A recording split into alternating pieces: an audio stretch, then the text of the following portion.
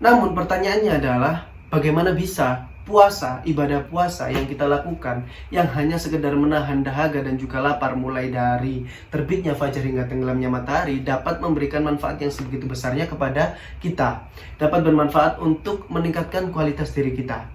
Untuk itu kita akan mencoba membedah ibadah puasa dengan tinjauan ilmu pengetahuan logoterapi. So, start to explaining it from now.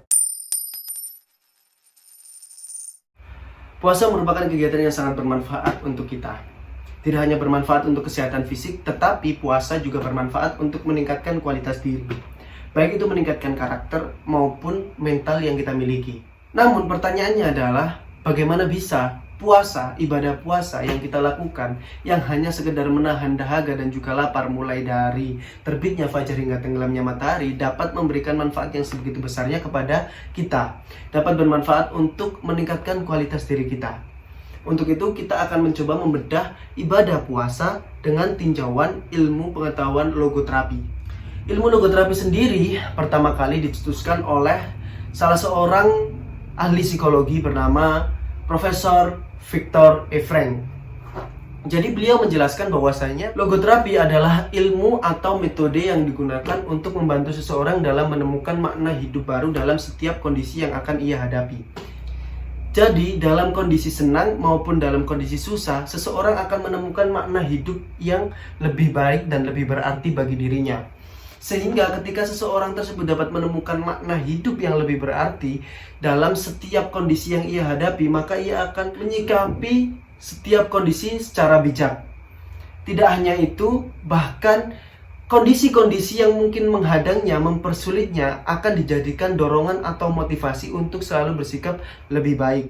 Selain itu, orang yang telah menemukan makna hidup baru dalam setiap kondisinya akan bersifat lebih tenang, lebih riang, lebih happy, tidak terjebak dalam depresi yang berlarut-larut. Dalam ilmu logoterapi terdapat beberapa teknik.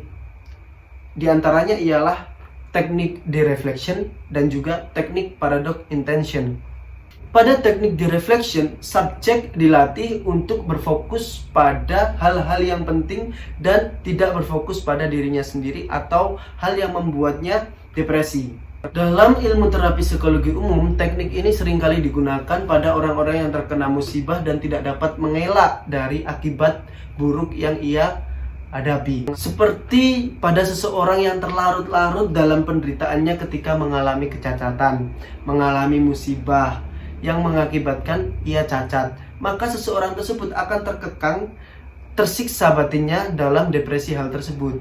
Tetapi dengan teknik dereflection, seseorang tersebut dilatih untuk berfokus pada hal-hal yang lebih penting yang bisa dilakukan oleh tubuhnya saat ia mengalami kecacatan tersebut. Sehingga ketika ia menemukan makna baru dalam kondisi yang ia hadapi saat ini, kecacatannya, maka ia akan menemukan potensi-potensi yang lebih baik untuk dirinya sendiri. Dan itu akan berpengaruh pada batinnya yang akan lebih merasa tenang, happy, dan lebih bersyukur. Nah, yang kedua adalah teknik paradoxical intention. Namanya adalah teknik paradoxical intention, sehingga pasti teknik yang digunakan pasti berbau-bau paradoks. Jadi kita disuruh untuk melakukan sesuatu yang paradoks, yang tidak kita sukai, yang seringkali kita hindari, untuk menemukan makna-makna hidup baru dalam hal-hal yang kita takuti, sehingga ketakutan kita tadi itu akan hilang dan kita akan menemukan makna hidup yang baru dalam ketakutan tersebut, dalam hal yang kita hindari tersebut. Contohnya, orang yang nervous ketika melakukan public speaking. Dalam ilmu psikologi, ia lebih dianjurkan ketika melakukan public speaking, ia mengakui bahwasanya saat itu ia sedang nervous. Maka saat itu juga ketika ia mengatakan bahwasanya ia sedang nervous, seketika nervous itu hilang. Berbicara mengenai mengubah kepribadian dan meningkatkan kualitas diri, tidak serta-merta begitu saja. Merubah kepribadian tidaklah mudah. Pasti dibutuhkan proses yang lebih panjang, terapi yang lebih panjang gitu kan. Nah, tanpa kita sadari bahwasanya puasa juga merupakan salah satu proses yang berfungsi untuk meningkatkan kualitas diri kita. Kita diterapi selama 30 hari penuh dengan teknik logoterapi. Dalam puasa terdapat teknik de-reflection, di mana kita disuruh untuk berfokus pada hal-hal yang lebih penting dan tidak berfokus pada hal-hal yang kurang penting. Sehingga ketika kita berfokus pada hal-hal yang lebih penting dan mengabaikan hal-hal yang tidak kita sukai atau hal-hal yang tidak begitu penting pada diri kita, kita akan menemukan makna hidup baru dalam hal tersebut. Ketika kita berpuasa, kita dituntut untuk berpandangan lebih luas, bahwasanya ada hal yang lebih penting daripada sekedar memperhatikan dan mengejar duniawi semata. Mengejar kenikmatan duniawi tidaklah lebih penting daripada patuh dan taat kepada Allah Subhanahu wa Ta'ala. Kita disuruh berfokus kepada hal-hal yang lebih penting dan lebih mulia dibandingkan sekedar mengejar kenikmatan duniawi. Selain itu, dengan berpuasa nantinya kita akan sadar bahwasanya nikmat duniawi itu sangatlah terbatas dan keinginan yang kita miliki sangatlah tidak terbatas. Contohnya ketika kita berpuasa dan pada siang hari kita akan berfokus untuk berbuka dengan banyak makanan seperti bakso, mie ayam, sate, soto gitu kan. Terus es yang banyak, jus gitu kan. Namun apa yang terjadi setelah kita berbuka? Segala keinginan seketika itu hilang dengan beberapa teguk air putih dan juga sesuap nasi. Sekalipun kita punya semua makanan atau minuman yang kita inginkan tadi siang, namun kita merasakan kita sudah tidak menginginkan hal tersebut. Dari situ kita sadar, kita menemukan makna hidup baru, bahwasanya keinginan yang kita fokuskan sebelumnya itu tidaklah terbatas. Padahal kenikmatan yang akan kita capai di dunia hanyalah kenikmatan yang terbatas. Akhirnya kita akan menemukan makna hidup baru, bahwasanya dunia itu sifatnya terbatas dan kita akan menemukan hal yang lebih penting daripada sekedar mencapai kenikmatan dunia, yakni mencapai kepatuhan kepada Tuhan Sang Pencipta alam semesta, yakni Allah Subhanahu wa Ta'ala.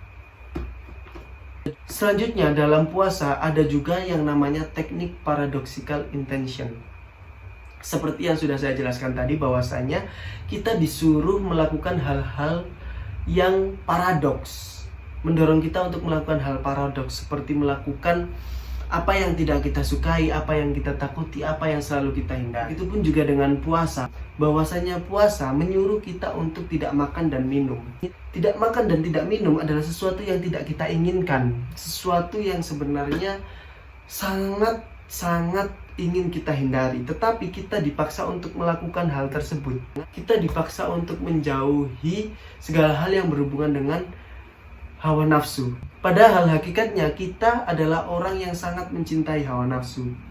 Namun ketika kita disuruh untuk berpuasa, kita akan menemukan makna hidup yang lebih baru, bahwasanya dalam ibadah puasa kita disuruh untuk menahan hawa nafsu, menahan dahaga, menahan lapar, tetapi dituntut untuk tetap produktif, dituntut untuk tetap bertanggung jawab atas apa yang kita emban. Hal tersebut sangatlah tidak kita inginkan, tidak kita sukai, dan hal tersebut selalu kita hindari.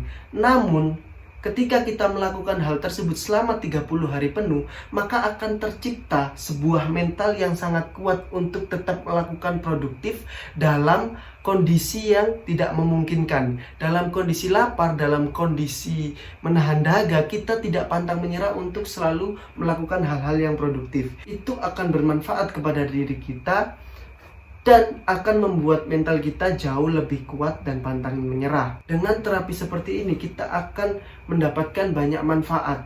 Sehingga dalam ibadah puasa ini Allah hendak menterapi kita untuk menjadi seseorang yang tidak lemah dalam berjuang, bermental kuat, selalu menepati kejujuran dan kebenaran sekalipun dalam situasi yang sulit dan kekurangan. Tidak seharusnya produktif kerja kita tinggalkan meskipun kita sedang dalam kondisi lapar ataupun dahaga. Seberat apapun cobaan yang kita miliki, kita akan menemukan makna hidup baru, bahwasanya kita dilatih untuk tetap melakukan hal-hal yang baik meskipun dalam kondisi yang tidak menguntungkan atau dalam kondisi yang tidak berpihak kepada kita.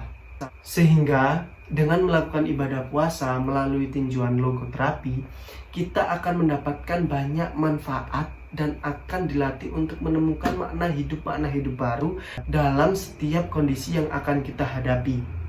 Kita dilatih untuk berfokus pada hal yang lebih penting, tidak hanya berfokus pada kenikmatan duniawi yang sebenarnya tidak lebih penting daripada patuh kepada Tuhan kita. Kita juga akan lebih sadar bahwasanya kenikmatan dunia itu terbatas dan kenikmatan akhirat itu tidak terbatas. Selain itu, dengan terapi ibadah puasa kita juga akan mendapatkan kepribadian yang lebih baik, seperti tidak lemah dalam berjuang, selalu kuat dan tabah, selalu jujur dalam kondisi apapun, selalu menempati kebenaran dalam kondisi apapun, dan selalu produktif meskipun dalam kondisi yang tidak kita harapkan. So, take the lesson.